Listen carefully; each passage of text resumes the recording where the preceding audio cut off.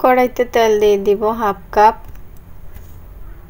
তেলটা মোটামুটি একটু ভালোভাবে গরম হয়ে গেলে দিয়ে দিব ম্যারিনেট করে রাখা পটলটা ম্যারিনেট করেছিলাম লবণ, হলুদের গুঁড়া আর মরিচের গুঁড়া দিয়ে। এখন আমি এই পটলটাকে ভেজে নিব। আসসালামু আলাইকুম, সবাই কেমন আছেন? আলহামদুলিল্লাহ আমি ভালো আছি। আজকের রেসিপিটি করব পটল দিয়ে। তো আমি পটলটাকে একটু নেড়েচেড়ে ভালোভাবে ভেজে নিব। পটল ভাজা হয়ে গেলে আমি পটলটাকে তুলে রেখে দিব। পটল তোলা হয়ে গেছে। এখন আমি এখানে দিয়ে দিলাম বড় সাইজের দুটি আলুগুলোকে আমি একটু ভেজে নিব।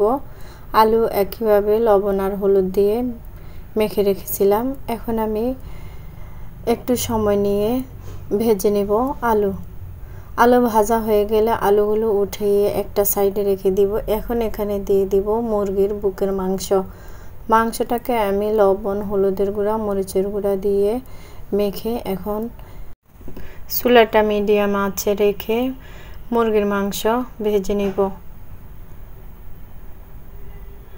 মাংসটা একটু 2 মিনিট ভাজা হয়ে গেলে আমি এখানে দিয়ে দিব একটু মোটা করে কেটে রাখা পেঁয়াজ 1 কাপ। পেঁয়াজটাকে আমি 4 ভাগ করে একটু খুলে নিয়েছি। এই রেসিপিতে পেঁয়াজটা এভাবে দিলে সবচেয়ে বেশি ভালো লাগে খেতে। এখন আমি এগুলো নেড়ে ছেড়ে নিব।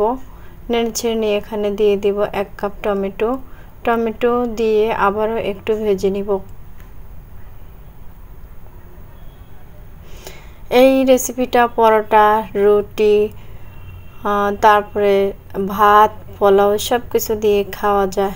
এখন আমি দিয়ে দিব ভেজে রাখা পটল আর আলু দিয়ে আবারও একটু সব কিছু একসাথে মিশিয়ে নিব। এখন একটা মশলা রেডি করব। আমি দিয়ে দিব হাফ চা চামচ করে আদা বাটা, হাফ চা চামচ রসুন বাটা, হাফ চা চামচ করে জিরা, ধনিয়া, তারপরে গরম মশলা গুঁড়া সব কিছু একসাথে একটু পানি দিয়ে গুলিয়ে তারপরে দিয়ে দিব কাঁচামরিচটা দিয়েও আবারও মশলার সাথে একটু ভালোভাবে নেড়েচেড়ে ভেজে নিব।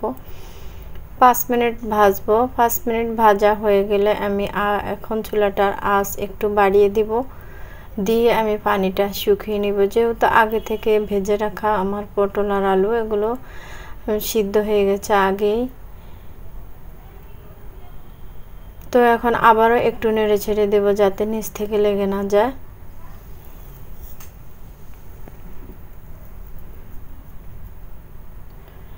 রান্নাটা আমার মোটামুটি কমপ্লিট। এখন আমি সার্ভ করে নেব। আজকের রেসিপিটি যদি ভালো লাগে তাহলে শেয়ার করার অনুরোধ রইল। সবার জন্য অনেক অনেক শুভকামনা।